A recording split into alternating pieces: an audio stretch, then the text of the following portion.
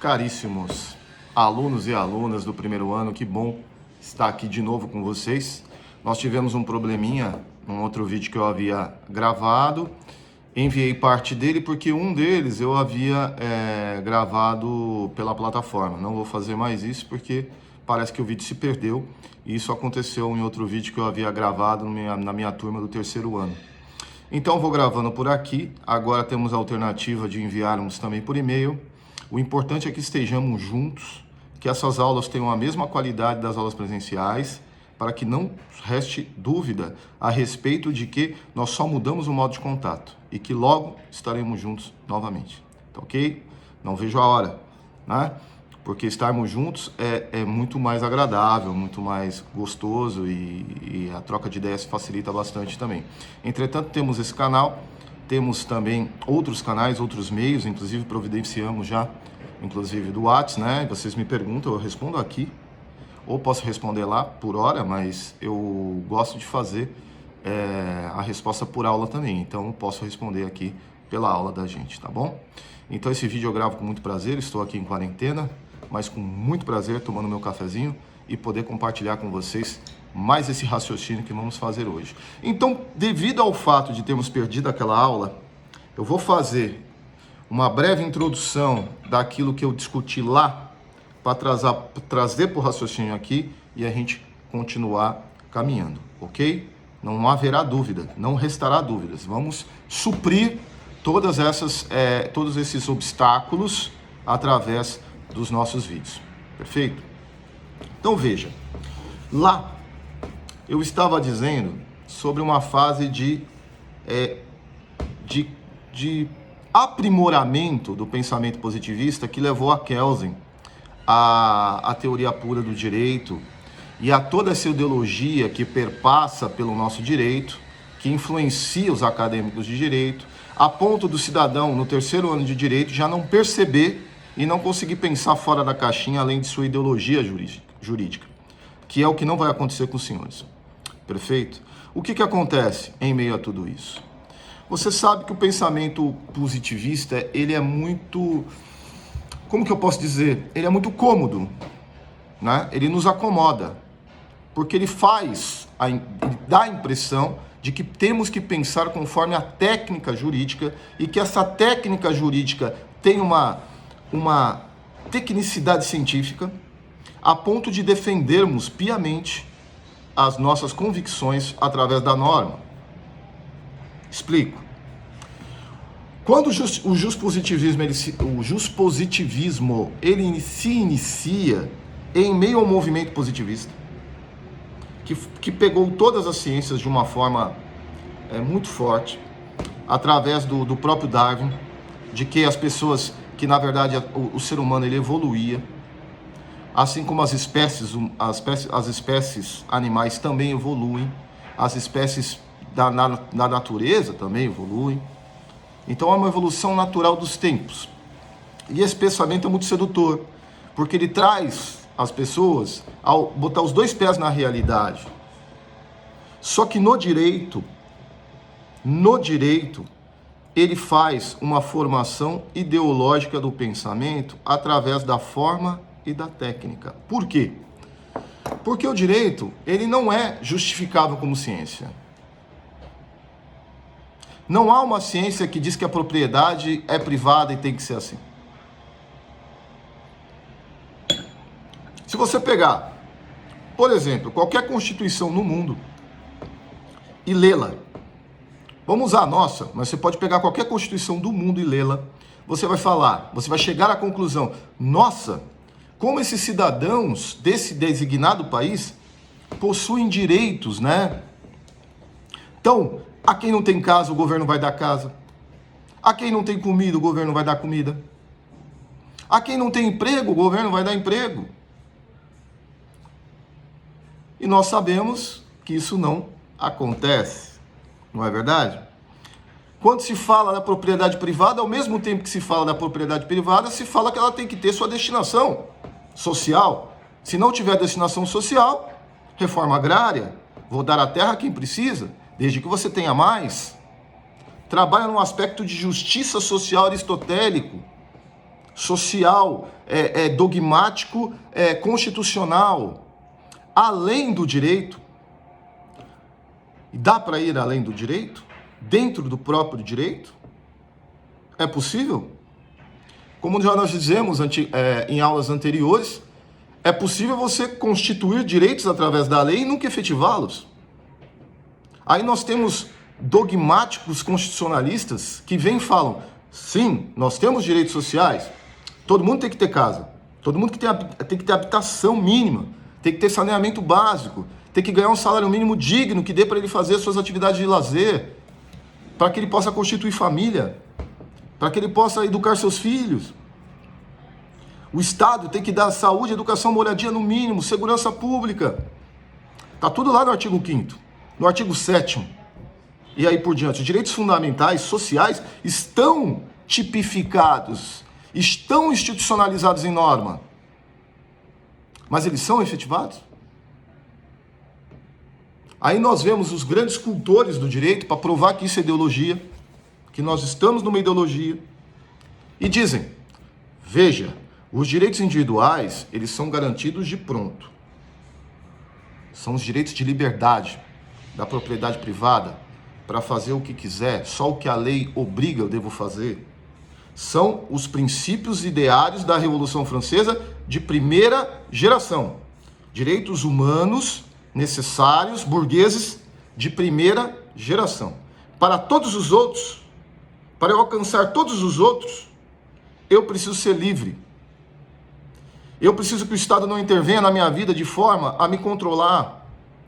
O Estado não pode atrapalhar o desenvolvimento humano, individual. Eu tenho direito a ter minha propriedade privada e o Estado não meter a mão. São garantias que advieram justamente do enfrentamento de um Estado absolutista. Ele tinha por que existir naquele momento.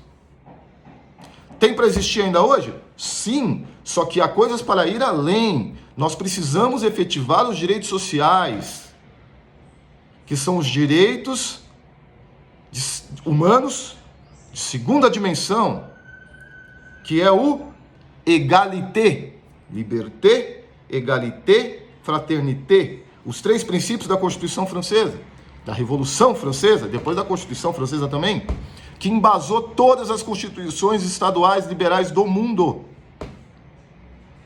Perfeito? Agora, quando você olha o nosso texto constitucional e você vê os direitos sociais, você fala, nossa, eu estou garantido, estou tranquilo. Se eu não conseguir, o Estado vai me proporcionar. É assim que acontece?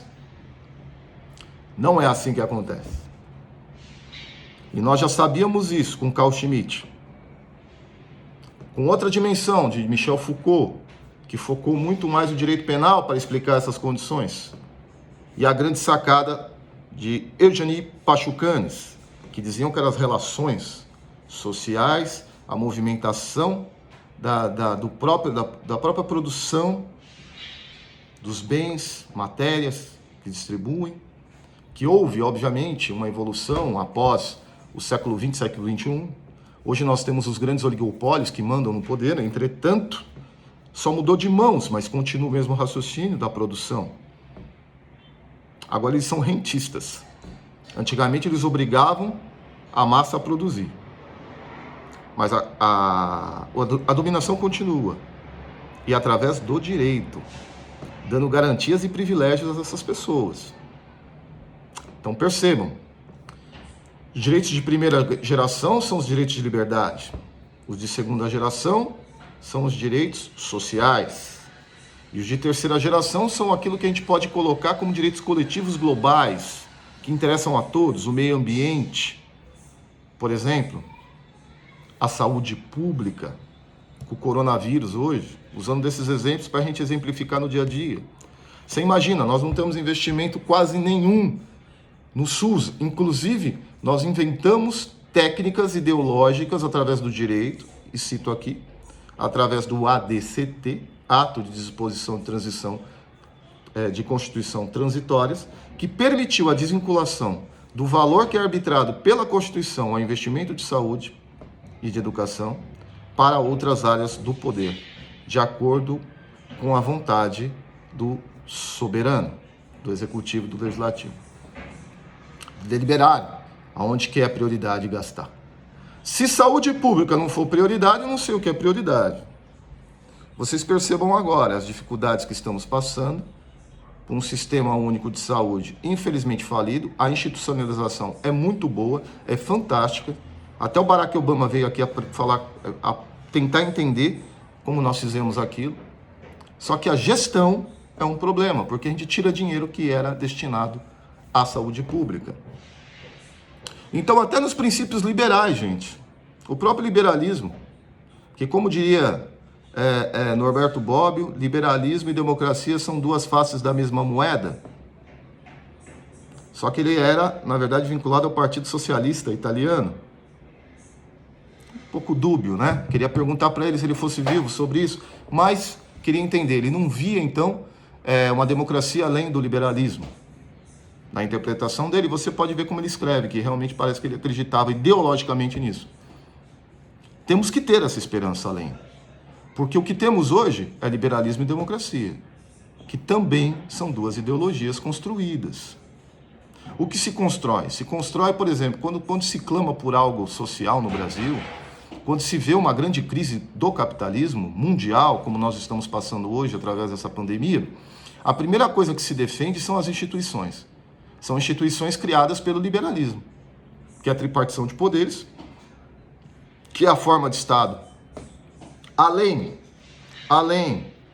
da forma econômica, tendo, de certa forma, um órgão independente para deliberar a respeito daquilo que seria importante para o país como um todo. Entretanto, nós vamos deliberar sobre interesses privados, públicos. Eles privatizam o público.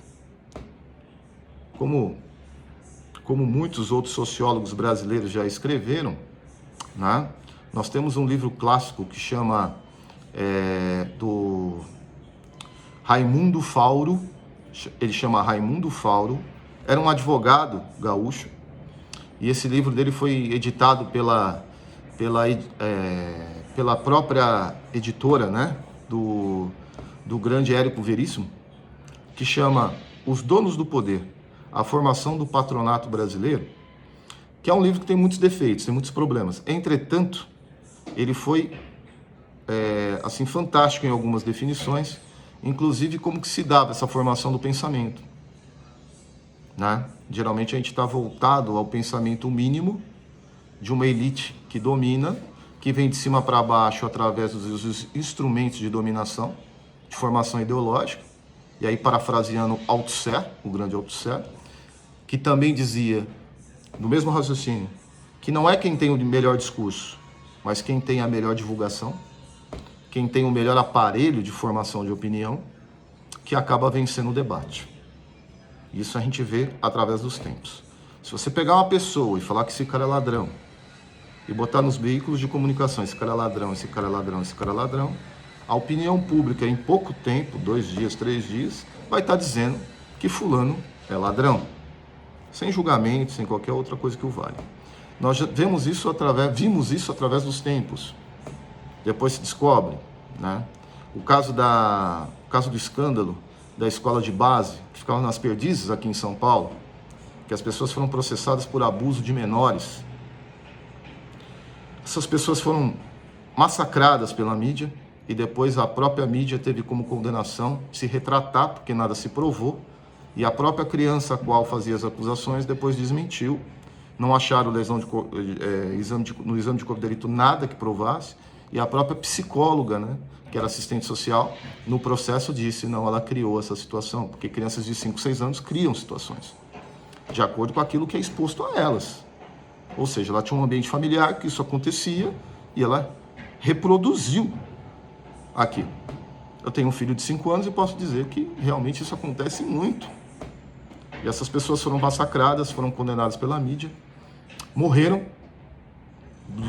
nos aspectos mais horrorosos, né? Morreram de doenças extremamente... que a própria medicina diz que o psicológico é muito forte para isso. Ganharam uma indenização de 1 milhão que ficou para ninguém receber. Isso tem mais de 15 anos. Então, só para mostrar, um exemplo para mostrar como que a formação ideológica propaga, como nós tínhamos, por exemplo, o capitão do mato, na época da escravidão. O capitão do mato era um próprio negro que era destacado entre eles para não trabalhar, mas para praticar atos em defesa dos interesses do senhor, do dono dos escravos. E esse cidadão chicoteava, batia, judiava, maltratava muito mais, para ele mostrar lealdade ao senhor. Formação ideológica. Ele achava que estava fazendo correto. Tá? Ele estava se salvando, né? De certa forma. E acabando, na verdade, com a sua própria espécie. Acabando com sua cultura, com as suas relações familiares, com a sua identidade culinária, naquilo que você come, naquilo que você bebe, naquilo que você reflete, naquilo que você acredita, naquilo que você tem fé.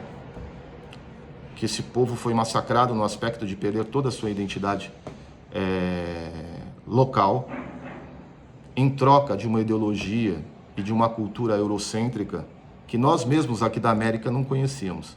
E agora nós não conhecemos as nossas. Pela miscigenação, obviamente, e pela imposição vertical da cultura europeia, eurocêntrica, que nós aceitamos não, né? Foi nos imposto e a gente não consegue pensar além dela. Primeira parte da aula. Vou parar por aqui, estamos com 16 minutos e vou gravar outro vídeo. Abraço, até logo, avante.